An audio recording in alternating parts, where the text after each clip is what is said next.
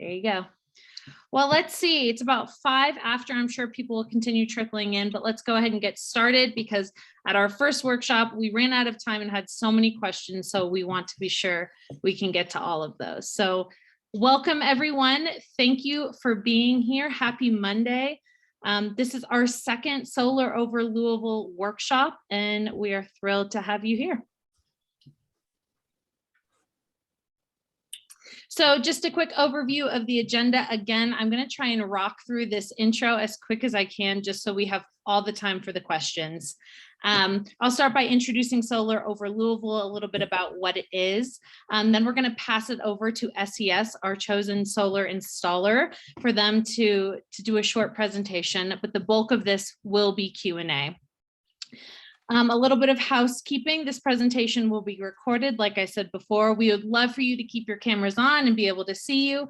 But just so you know, there is a chance that it could be in the recording as well. So if you're more comfortable, you can leave your camera off. We also have everyone muted. Please stay that way. It's easier just to eliminate any potential distractions, but during Q&A, you will have the option to unmute if you want to kind of chime into any of your questions.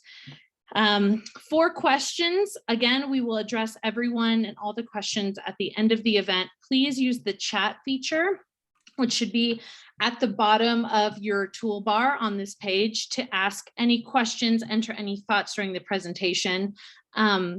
We will get to all of them at the end, but just in case you forget it, just pop it in the chat box and we will get to it. So yes, again, Solar Over Louisville. This is a program that was created by us, the LSC, in partnership with Office of Advanced Planning and Sustainability through Louisville Metro Government. We also want to take a moment to acknowledge KYSES, the Kentucky Solar Energy Society. They implemented this initiative a while back and really kickstarted everything that we're doing today. So big thanks to them for the initial work that they put into this program. The future of solar is so bright, and I'm sure many of you that are here today already know that, but there is no better time to get solar than now.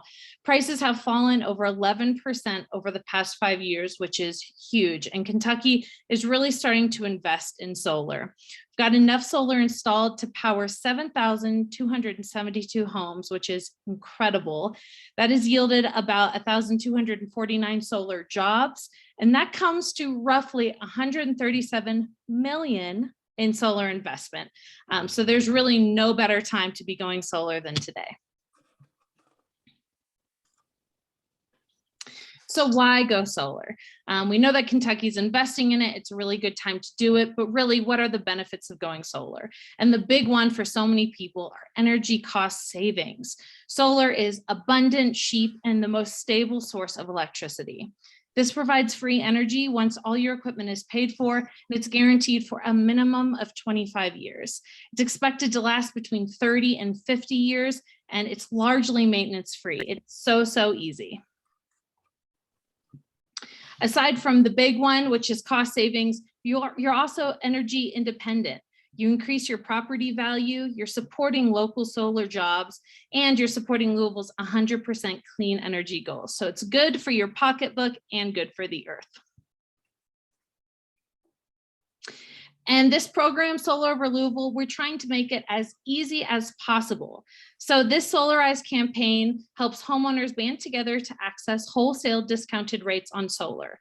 We pre-screen your home to make sure it's the right fit, and then we connect you to a vetted solar installer.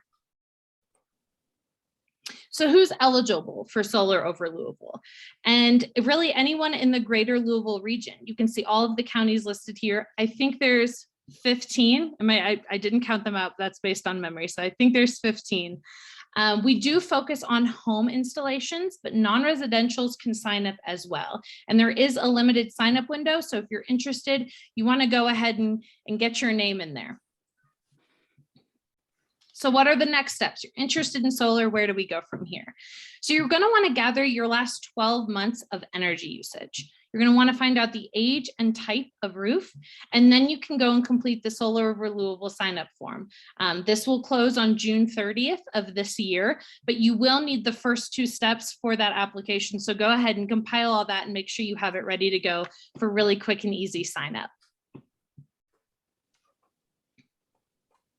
So when it came to installer selection for us, we looked at a couple different key points. The first big one is affordability of pricing and making sure that they were able to offer financing.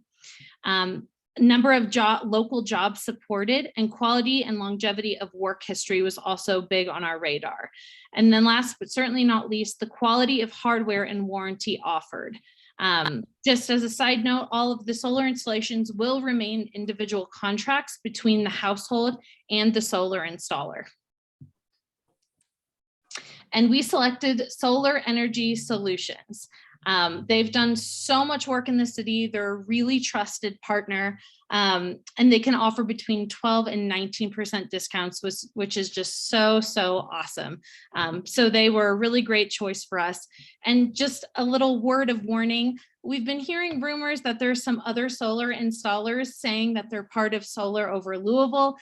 This is not true. We have one partner, and that is Solar Energy Solutions. So I think the easiest way to make sure you're getting quality work is by going straight through the Solar Over Louisville program and ensuring that your work is done by Solar Energy Solutions.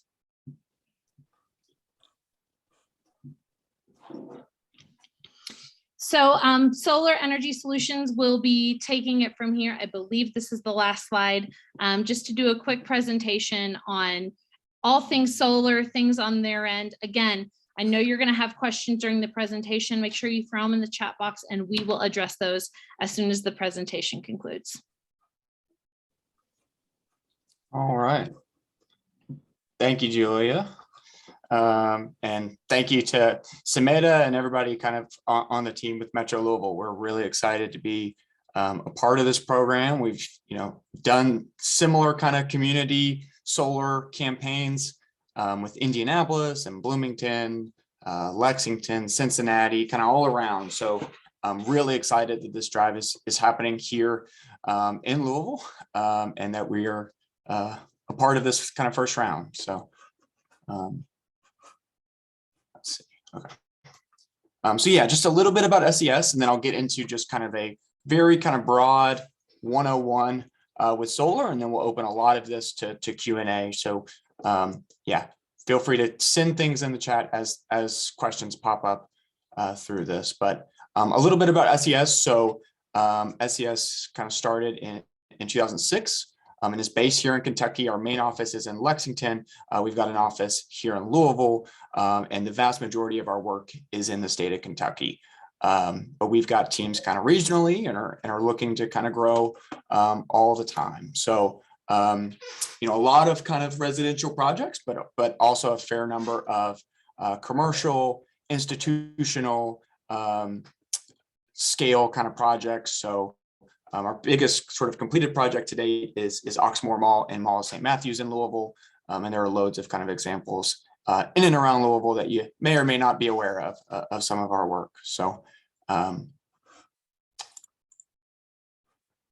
just us as a kind of company, this is actually a little dated. We're almost up to 50 employees now, but we really pride ourselves on kind of technical expertise, a kind of no nonsense, low pressure kind of sales environment, and being able to deliver a quality product and provide kind of any support you may need. So solar and battery storage, again, a whole host of projects, and then we really sort of take pride in and make sure that our team hold high kind of certifications. And so NABCEP is kind of the top certification that you can have for an install professional.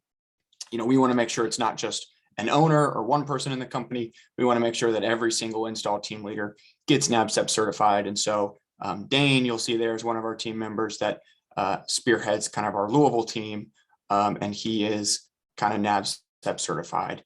We've actually got a 6th person coming on board that's holding that credential as well. And all of this again is with the the drive to kind of put more solar on roofs and urgently. So all types of projects all over the place. We want solar to be in communities, and because whether it's cost savings or insulating from LG&E price rises or independence or environmental concerns, that need is always increasing and at an increasing rate. All right, so just kind of into the basics of how solar works, and this may be the point where questions are fired off, and that's great. That's the point of this. So a very kind of basic overview here. You've got your solar array that's sitting on your roof. It is producing what is called direct current. So that's sort of the major component of the system, obviously. And that direct current is going to a component called the inverter, which is probably your most sensitive piece of the puzzle here. That component is converting the direct current into alternating current, which is what your home uses. So that is typically with a string inverter, which is what the vast majority of our projects will have. It's just going to be kind of mounted on your wall next to the meter. It's kind of about the size of that meter base, and it's doing that conversion. From there, you're tying into the electric panel of the home. So sometimes you'll have just like a solar breaker like you would for any appliance.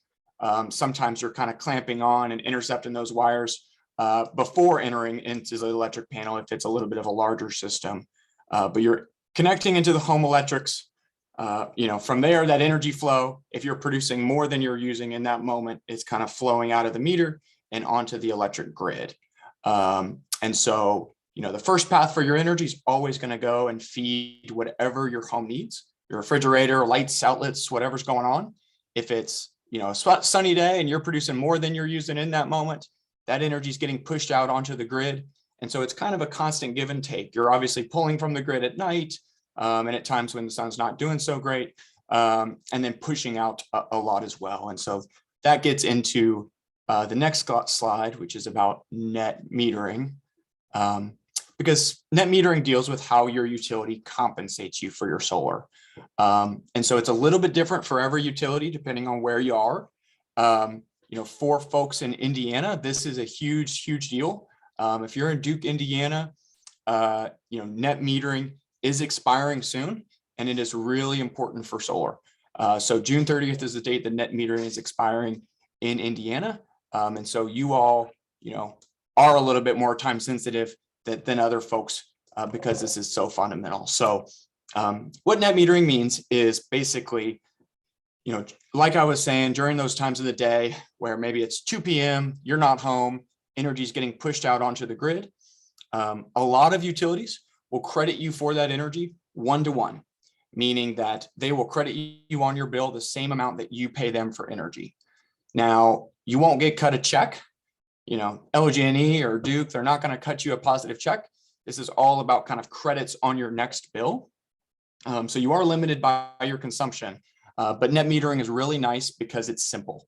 It means that I can build up credits in June and July and bank them for subsequent months. If you're Duke, Indiana, you can produce way more than you're using in July and have them bank all the way to your December bills. Different utilities are a little bit different. So that's an important thing to understand, is how does my utility credit me for solar and what is that exact net metering policy? And that's what we're here for, to explain and help you make decisions based on how friendly a utility is to solar compensation. The vast majority are either 1-to-1 or very close to it. There are some, though, that are not. So some, Harrison REMC and other kind of co-op utilities, sometimes they're a little bit different, and that's important to try and understand.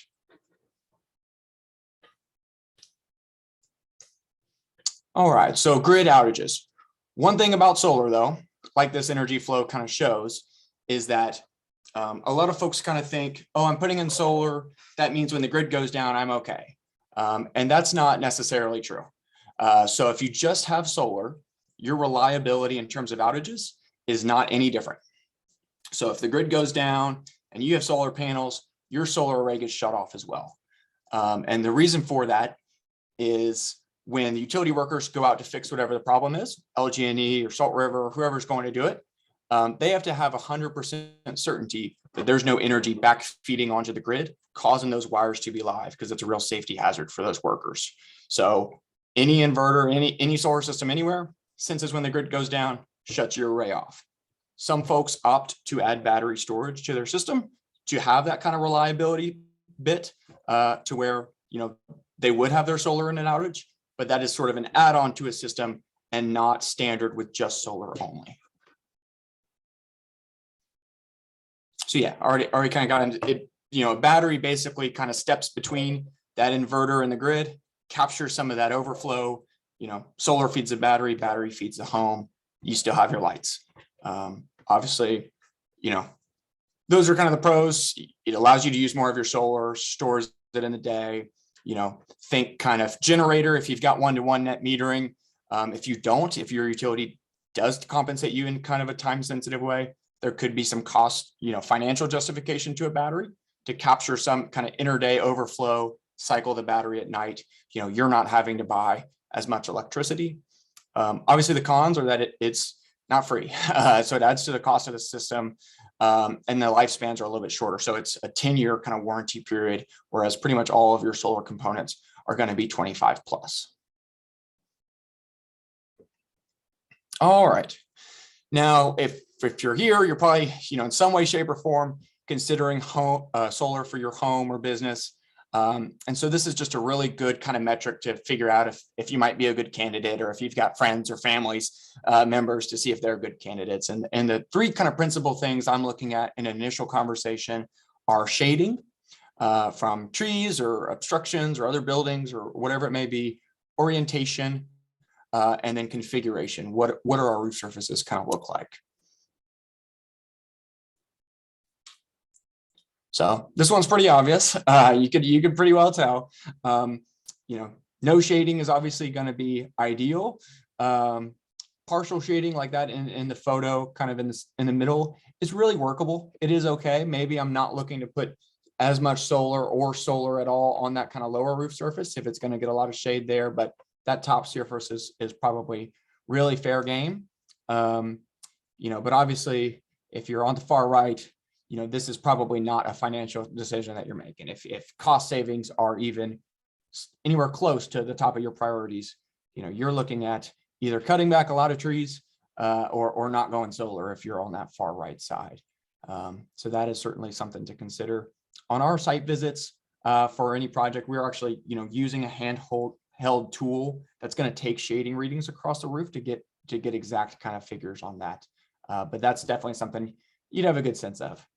The second thing would be obstructions. So, you know, a simple kind of gable or kind of just a straight clean roof surface is really, really great. It makes an install more simple and often more cost effective. So, you know, far left and center are great candidates for solar in that respect. But a lot of homes, you know, can look like sort of the far right, which has just a very kind of complicated roof surface. You know, part of it is about getting very many panels on a roof surface, which obviously would be a little bit more difficult to do on that far right side. But it's also, you know, if aesthetics are a concern or near the top of your priority list, you know, it can be tough to make that a clean, kind of simple, nice array across a roof surface, just because you have so many things kind of poking out. And then orientation. So south facing, a lot of folks know south facing is ideal. So if any roof surface facing south, that's the best it can get. East and west are good as well. So loads of people, there could be people that are just financially driven, just a return on investment kind of mindset. They find sensible projects with east and west orientation. So that's probably only about, you know, 10 to 12% less production than a directly south facing array, so, or a roof surface. So not quite as good, but definitely still workable. You know, and then obviously southeast and southwest, anywhere in between direct east and west and south are going to be great candidates as well. North facing, or once you get kind of 20 or 30 degrees north of direct east and west, that's when it starts to really kind of make less and less sense. It's probably nothing that I would ever start a conversation around unless someone was just really trying to get as much out of the roof surface and they were happy with the project.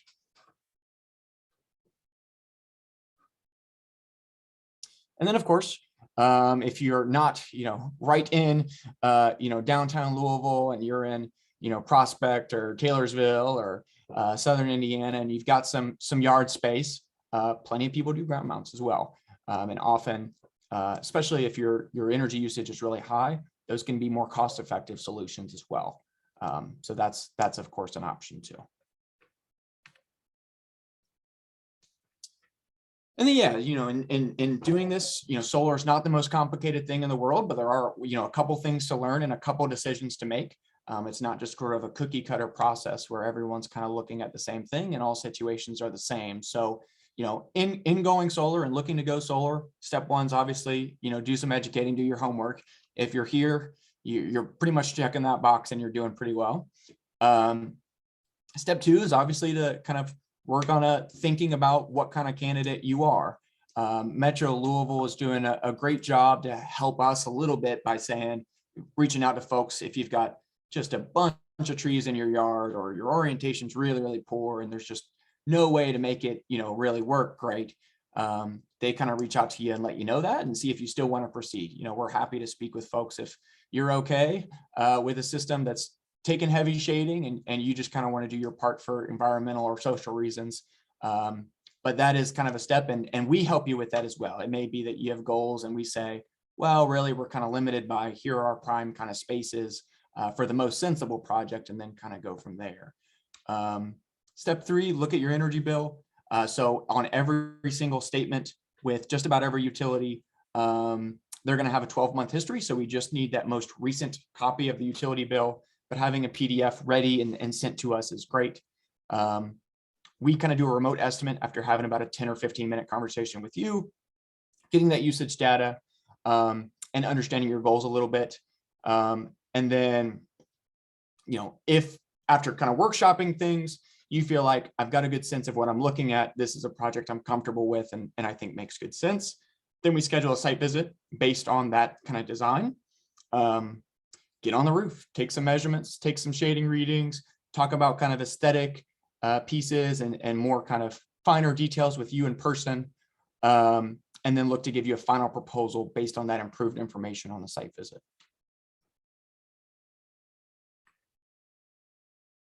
And here's just kind of an example of what you might get from us. So it's going to be fairly detailed. It doesn't take us very long to get 90% of the way there. 95% in some cases like this, where you don't have a tree or any partial shading. But that last kind of granular 5 to 10%, does require a site visit because it helps us understand your preferences on things like where's my inverter going, how is my conduit being run, make sure you don't have 100-year-old breaker box, that sort of thing. But that's kind of the process and example of what you might get from us.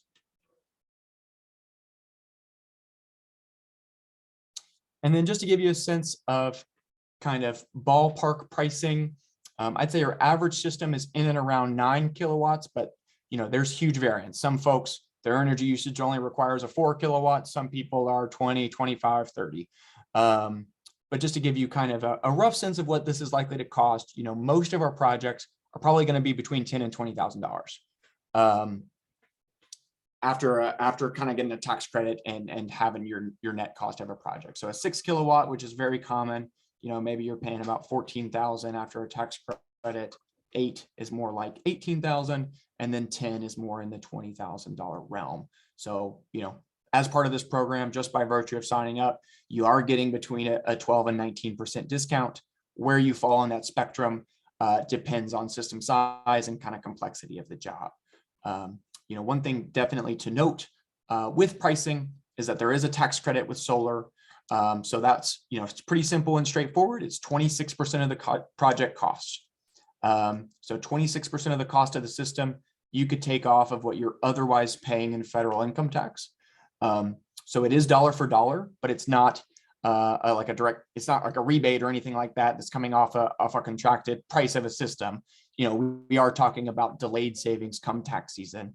But 26% is definitely a big chunk of the project and worth noting. And so long as you're built by the end of 2022, which everyone a part of this program would be, you're going to have that 26% credit. All right. And as you're kind of thinking about your own home and how good of a candidate you'd be, just worth noting a couple items that make systems a little bit more expensive than typical. And that would be steep roofs.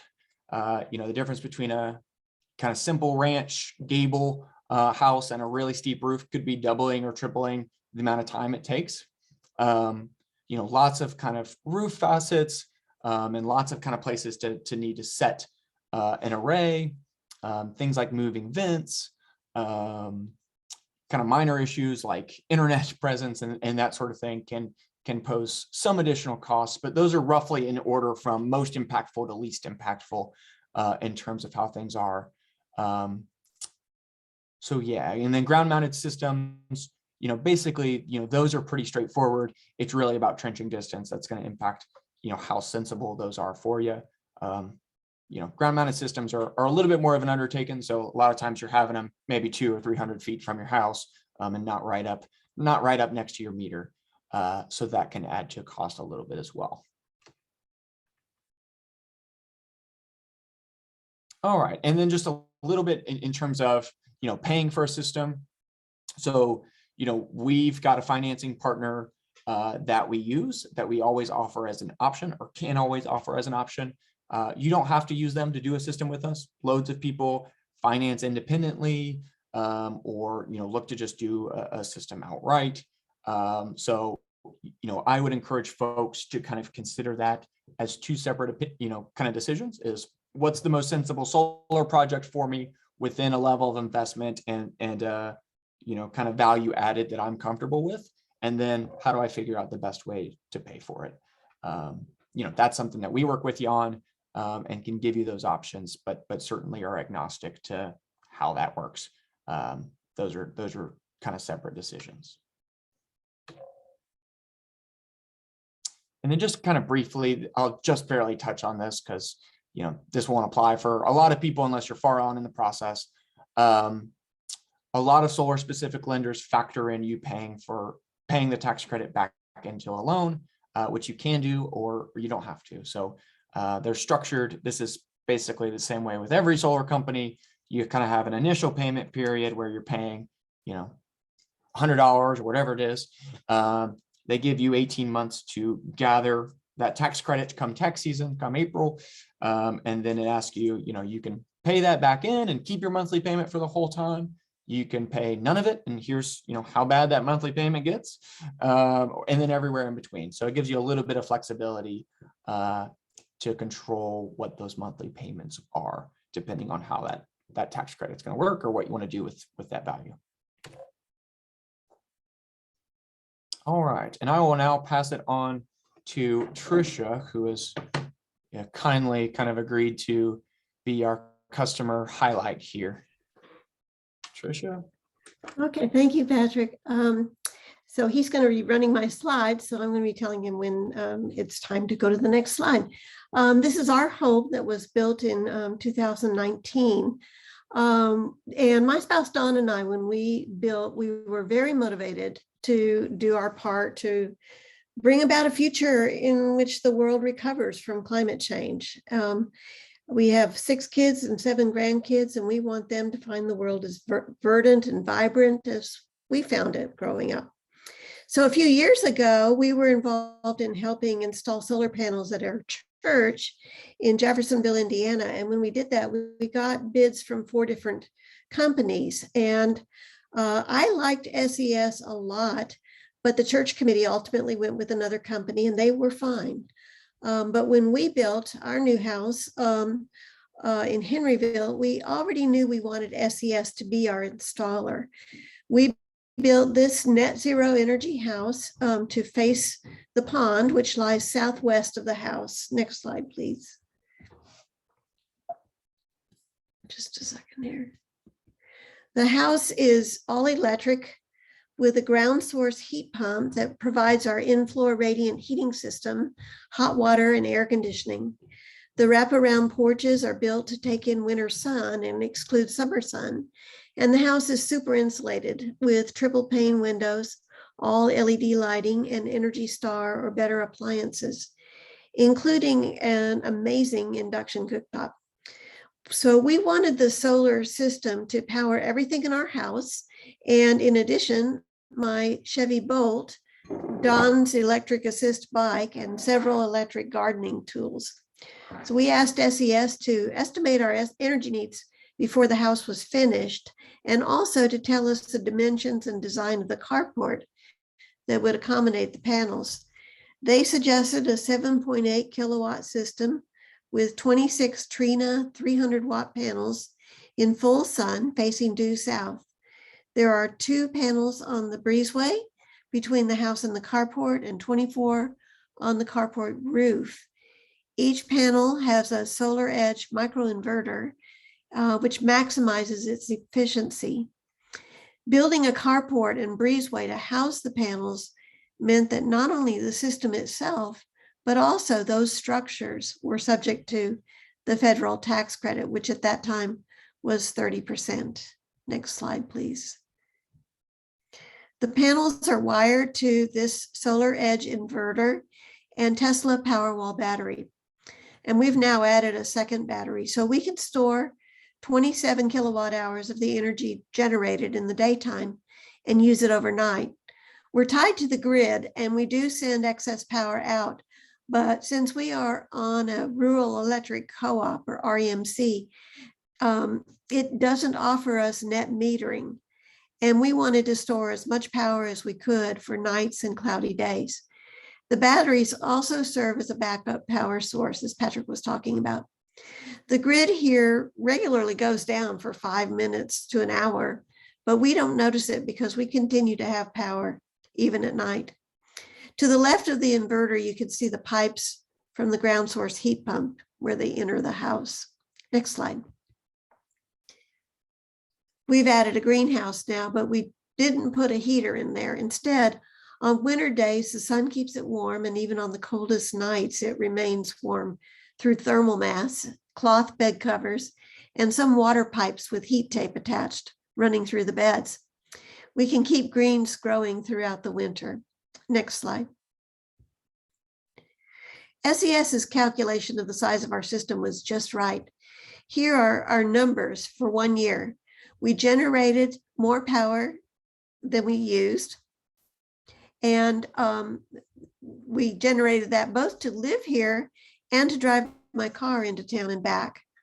In addition, we're really pleased with SES because whenever we have a question or think we have a problem, we contact them and they're very quick to get back to us with answers. So we're extremely pleased. Next slide, please. We really love our place and are happy to talk to anyone who is interested about energy efficiency, about how to do a net zero house, and about solar energy. So that's all I have to say.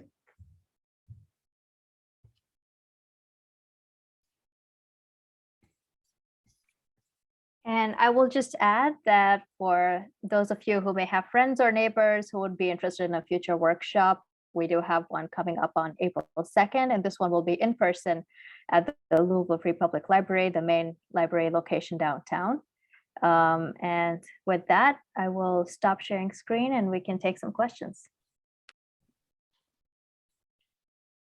Okay, Patrick, I'm going to start from the top, and I will I say, saw a lot come in. Here yeah, we go. we've got a lot. And Steve, thank you so much for kind of staying on top of it and answering some questions. I might be repeating some because I know some were answered kind of down below, but I'm sure they're questions everyone has. So I'm just going to start from the top. How do you find out your age and type of roof? Yeah, so type of roof is easy. I mean, you know, if you're not sure, you can take a photo of it, or really what I'll be doing is look at a satellite imagery and be able to tell you really quickly. I mean, most people are dealing with an asphalt shingle roof, or, you know, some sort of corrugated metal roof. You know, age is a little bit tougher. You know, if you've been living in the home a long time, you'd know it's at least that old.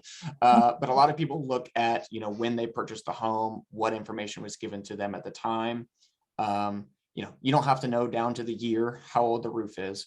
But if you have concerns, if you think it's, you know, could be more than 15 years old, you know, maybe something where you try and get an opinion on that from a roofing company, because I could look at things and catch obvious bad roofs, but I'm not an expert in that either.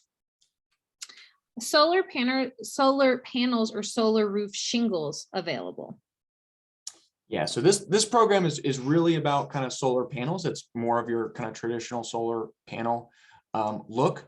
We probably are the only company within 500 miles that have done a Tesla solar shingle. We're still very much kind of in a testing stage with that product. It's a product we're excited about, but they are a lot more expensive. Think, premium slate roofing plus premium panels and then some. So it's probably not going to be really the aim of this campaign, which is, let's get traditional kind of solar on roofs and at a more affordable price point. If the roof should be replaced soon, should that be done now or after the review for your project? Yeah, so it's something that we can go ahead and take all the steps, do a remote quote, do a site visit, even go under contract for a project, knowing that you're planning on having a roof replaced. Kind of the nature of how busy we've been, which is a great thing, but also just kind of doing permitting and other kind of administrative things. You typically have about 2 to 3 months at least between any contract signing and actual install day. And so typically that's a good window, to go ahead and organize with the roofer. So those timelines can sync a little bit. You certainly don't have to have a brand new roof if you're thinking about doing that for solar. You can let those two things work at the same time. Gerard is asking if SES is a member of BBB, and if so, do you happen to know your rating?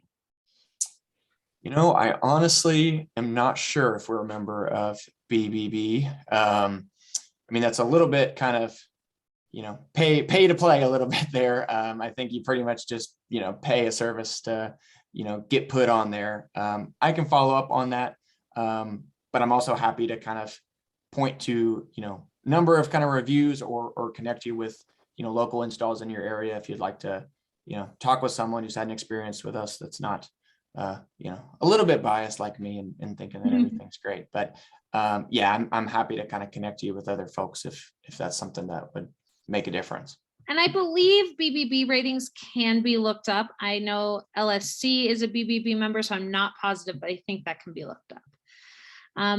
Matt has a question. The Tesla Powerwall installation, can I benefit from the Tesla app energy monitoring with only the Powerwall, or is there a similar app to track production with SES? So both. So yeah, if you already have a Tesla, you're probably familiar with, Tesla vehicle, you're familiar with that kind of app. If you had battery storage with Tesla, you'd see that, real-time kind of energy flow of how much you're pulling from the grid, how much your solar is producing, where energy is going where. But everyone, regardless of that, you'd have an app with monitoring set up through probably SolarEdge, which is the principal kind of inverter that we'll use on a project. We have a little bit more substantive backend monitoring. So should an issue ever arise, we've got eyes on it. We're able to kind of locate the problem. So you'd get panel level. It'd show you every single panel's output. It'd be throughout the day, kind of 15-minute real-time data and 24/7, 365. So you'd have it all over your system life. Cool. Okay, Patrick, is there a minimum number of panels required to qualify for this program? No. That one's easy. Just no. Perfect. Becky's asking if I've recently bought a home, do I still need 12 months of energy bills? No. It's a little bit more detailed because, like I kind of said with net metering, the utility's not going to cut you a check, so you can't just bank credits to nowhere. We would want to make sure your system's sized correctly so that you're not paying for more solar than you need. But no, we just kind of get information about square footage, heat source, do you have a pool or an electric vehicle, and try and estimate kind of energy usage on that with an eye towards a little bit more flexibility to expand should you need to. But I'd always rather underbuild than overbuild. Teresa is asking, with your experience in working in historic neighborhoods where things can be a little bit micromanaged, so what does an approval process look like in areas like that? Yeah, so it can be a hurdle in some situations, but it's something that we come across a lot. So I'd add homeowners associations to the list as well.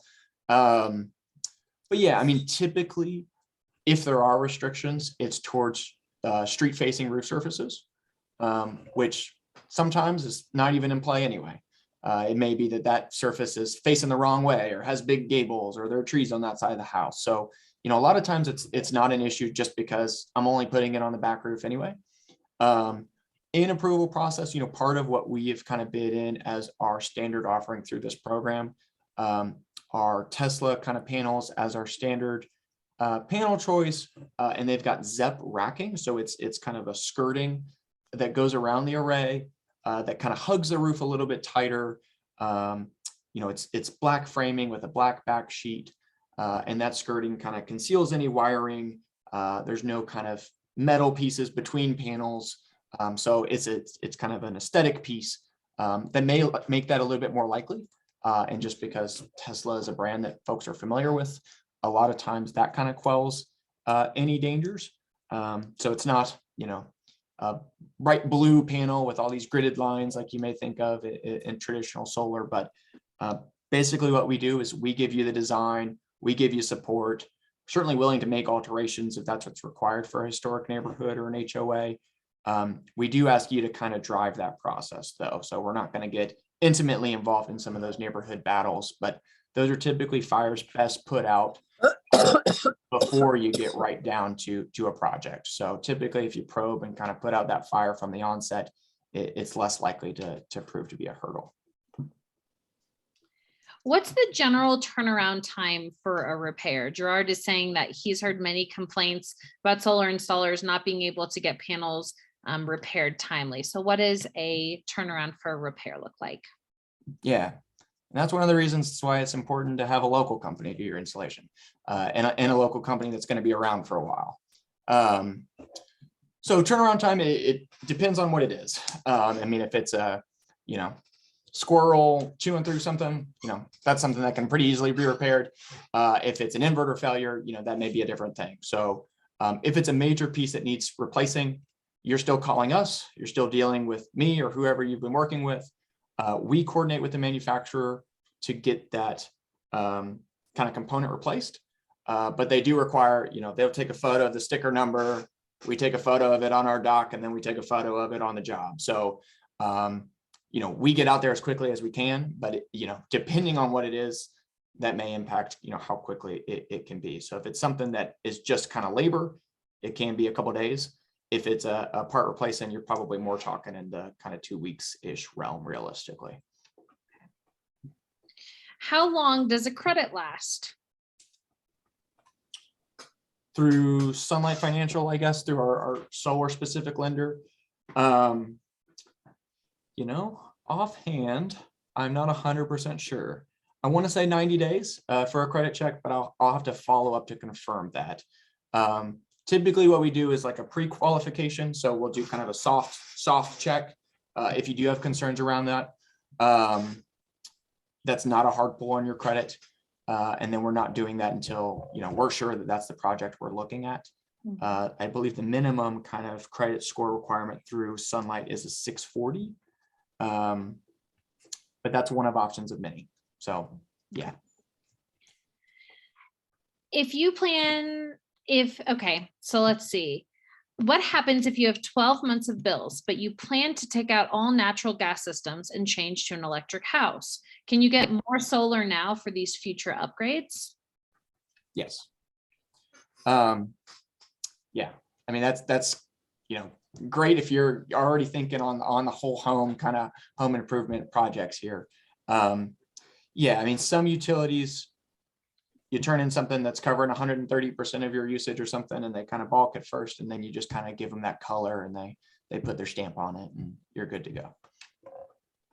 How does LG&E pay you back? Yeah, so LG&E is a little bit nuanced.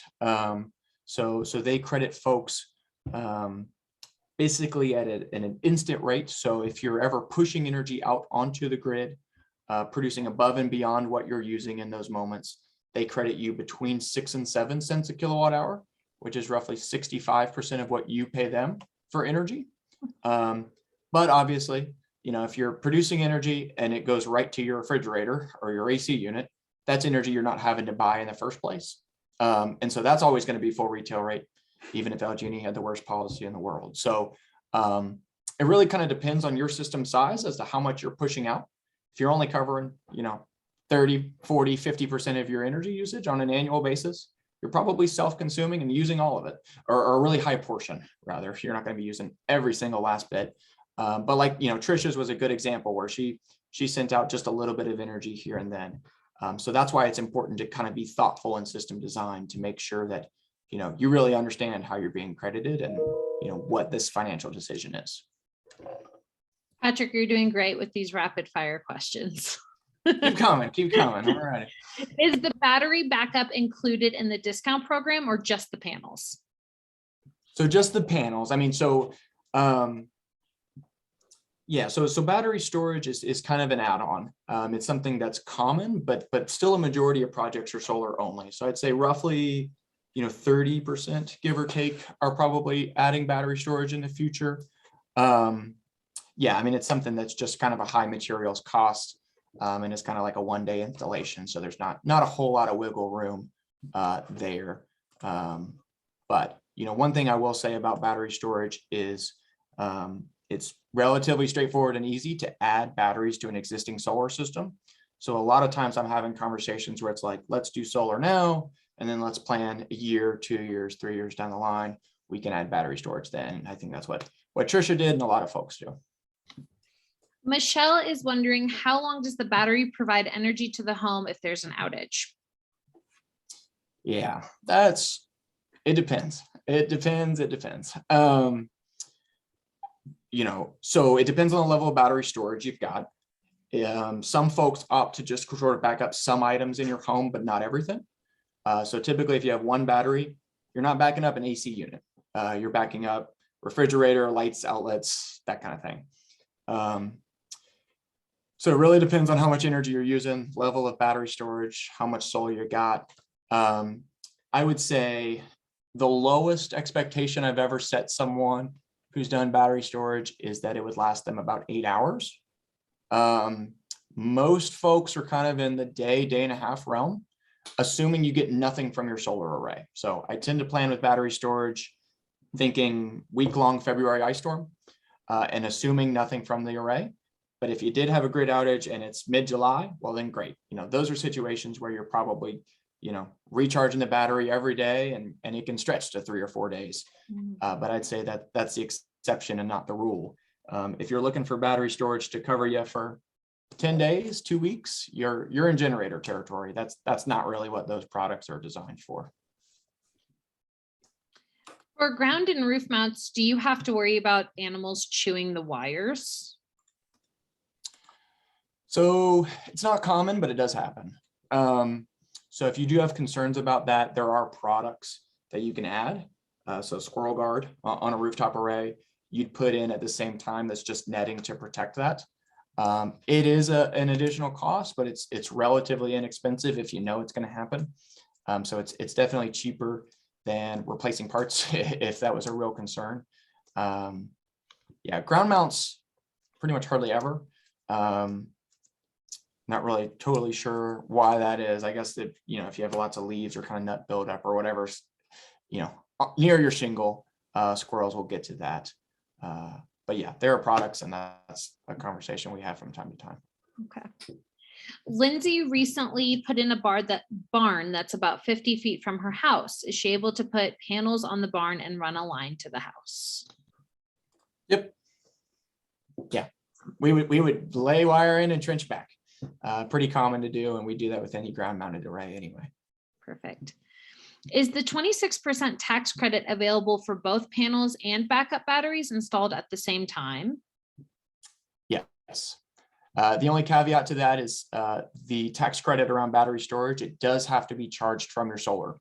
So very rare cases, some people put a battery in and just connect it to the grid. That wouldn't get a tax credit. It does have to be part of the solar project, but definitely applies as well. Michelle is wondering, when can we expect to hear from someone? I signed up when this was first announced, and I'm curious when I can get an updated quote. Yep. So that's part of that is my fault. That's our fault. We have had an explosion of demand, which is great, and we're really excited about. I will leave my contact information with you and be sure to get with you. We are hoping to kind of finish up this backlog within kind of the end of the week here. So definitely apologies, but we are working through them. Yes, we have gotten many, many, many signups in. So I assure you that they are working on it. But Julie, what was the first and last name though? I do want to be sure to kind of follow up afterwards. That's with Michelle Morris. Is it easy to expand a system if you want to go from on-grid with battery or fully off-grid? Yes. Yeah. I mean, I guess the thing I would note there is to make sure to kind of communicate your longer term plans so that we're designing initially correctly and in a cost-effective way. But yeah, I mean, loads of people put in solar systems and add a couple panels down the line. People, do double the system and add a bunch of batteries and try and go off grid. Those are conversations we have, but it would be nice to know that and plan from the onset to make sure you're not spending money needlessly. Will hail damage solar panels, and will my homeowner's insurance go up? Yeah, so homeowners insurance, it depends. It's pretty rare, but it is something that I would recommend checking into. Hail damage, panels are routinely tested against 1-inch diameter hail. So that is, a big issue that manufacturers have taken on and really make sure that their products are able to withstand hail damage, and 1-inch hail is huge. So, there are warranties around products and 25-year kind of materials warranty. So it's, not unfeasible that panel framing could get dented, but hail damage is really not a concern that I would have anymore. It's something that, manufacturers have pretty much addressed. Peggy is wondering if a 20-year-old roof is too old for installation. Assuming it's a shingle roof, probably. I would recommend, we've certainly installed on a 20-year-old roof. It's not like it's going to pose a hazard to our installation or pose a hazard to your roof. Really what it is, if we put on solar panels and then 5 years down the line, 10 years down the line, you call us and need your roof replaced, then we've got to come out and take everything off and let your roofers do their job and put it back on. So you're not paying for a system twice, but it tends to hover around 15 or 20% of the original install cost. So, it's going to be several $1,000s and not insignificant.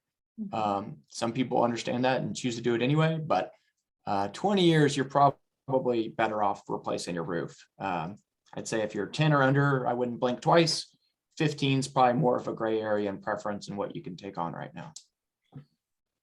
Brett says, in addition to a traditional roof, we have a dormer with a flat roof. Can you angle and orient the panels for maximum efficiency, or will they lie flat? Yeah, so they lay it kind of like a 5-degree tilt or 10 degrees if you've got a lot of room, but probably not. So yeah, we install on I assume you're talking about like a rubber roof membrane kind of surface. And yes, we would install on that. You wouldn't have roof penetrations in that situation. We'd actually just have blocks that kind of weigh it down. So definitely workable. Michael asks, how are urban houses and systems in the city different from rural houses and systems in the country? For example, codes and ordinances. So codes and ordinances, it's really similar in terms of permitting.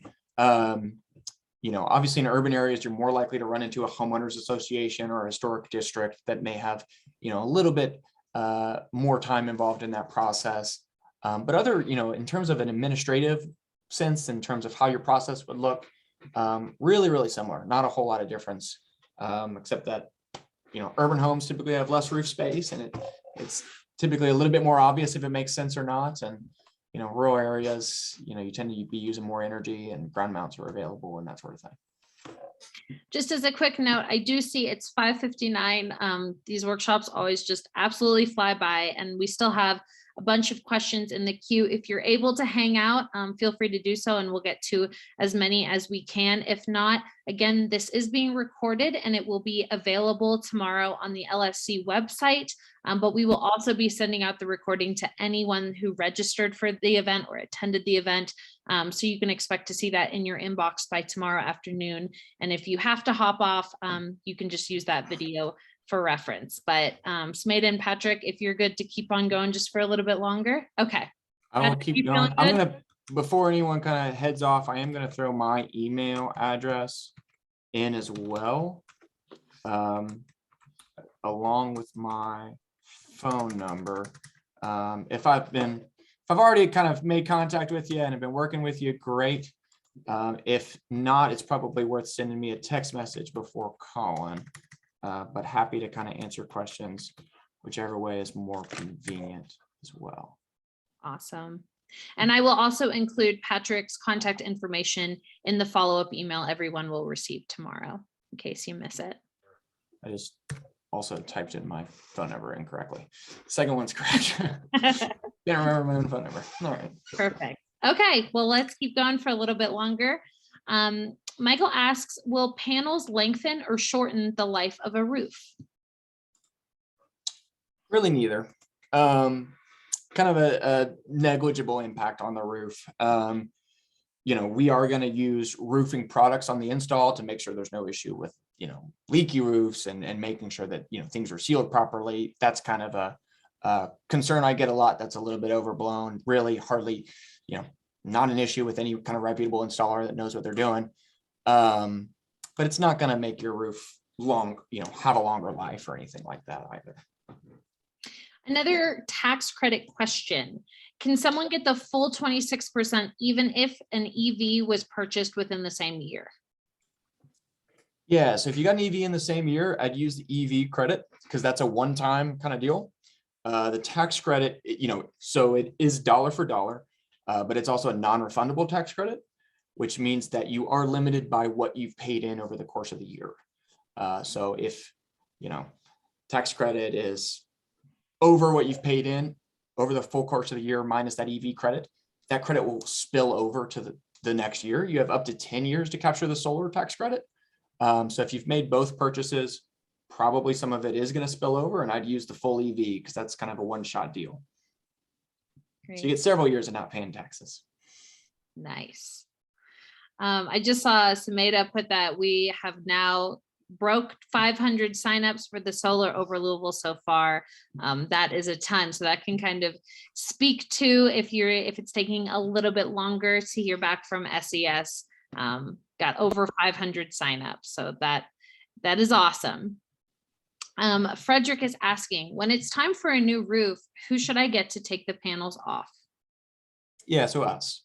So if you're working with us in any capacity, you know, we're always going to prioritize you in those things. So we've got, you know, folks on our team that just go around doing these sorts of things. Maintenance issues, monitoring goes out, troubleshooting, minor expansions, you know, roof kind of work, that sort of thing. So you're still calling whoever you worked with and whoever the team is, and we're organizing it. Okay. And I see our last question, and Sumeda, I think this is more pointed towards you. I saw you answered it in the chat, but maybe just answering it for everyone would be helpful. Christine asks, can you please talk about the solar grant funds that Lou Metro is offering, and where can we find that info? Yeah, thanks for the question, Christine. So we will be offering limited grant funds that'll help a handful of income qualified households to be able to afford solar. So we're very happy that we're able to offer this option. We are a little bit behind on getting that information up on the website, just finalizing some final details, but it will definitely be up by the end of this month. So you can either check back on 100percentlu.com/2040, which I've put in the chat, or I've also put in my email. That's sumeda.rao, my first and last name, @louisvilleky.gov. So if you just want to email me, I'm happy to put you on an email list so that as soon as that info is up, I can send you an email notification. So I hope that helps. Great. And we will also be including Sumeda's contact information when we send the follow-up email as well. So you'll get the recording, Patrick's info, Sumeda's info, my info. So you should have all the contacts for any additional questions you may have. And we're just about at 6:05. I appreciate everyone hanging on for a little bit longer. We had a lot of amazing questions. Again, we will be having one more another, we will have many to come, but our next Solar Over Louisville workshop will be in person, and that's April 2nd. So in more information on that on Louisville Sustainability Council's website, which I will pop in the chat box now. I also put in a chat to the Zoom registration link for that next workshop. We set up a Zoom just in case we would have to make it virtual, but we are going to have it in person, but you can still use that same link to sign up. Awesome. All right. Well, thank you, everyone. Again, you will be getting a follow-up email by tomorrow afternoon. Any additional questions you think of, feel free to reach out to myself, Sumeda, or Patrick, and we will respond to you as quickly as possible. But thank you for your interest in solar and for taking time out of your Monday to be here. And I hope everyone has a great week.